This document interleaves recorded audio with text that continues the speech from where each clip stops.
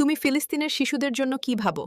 তারা চায় একটু খাবার ও পানি, কিন্তু তারা পায় বোমা, আগুন আর বুলেট। ফিলিস্তিনের অবস্থা দেখে তোমার কেমন লাগে?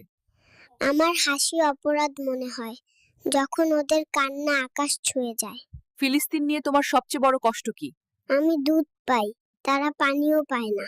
হ্যাঁ। আমি হাসি, তারা রক্তে কাঁদে। ফিলিস্তিনের রাত কেমন কাটে জানো?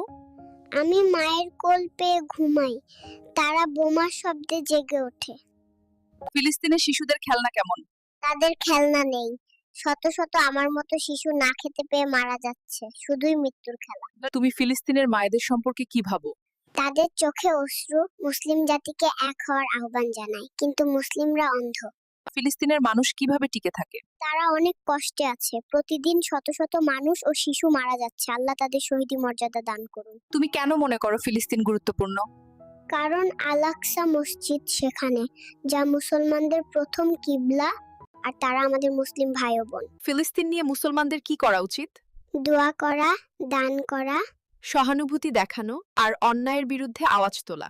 ফিলিস্তিন ইস্যুতে মুসলিমদের ঐক্যবদ্ধ হওয়া কতটা জরুরি? এটি ঈমানের পরীক্ষা।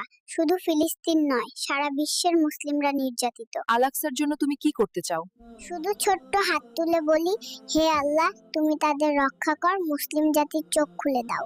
ফিলিস্তিনের শহীদদের সম্পর্কে আপনি কি বলবেন? তারা তাদের রক্ত দিয়ে জান্নাতের টিকিট কিনেছে।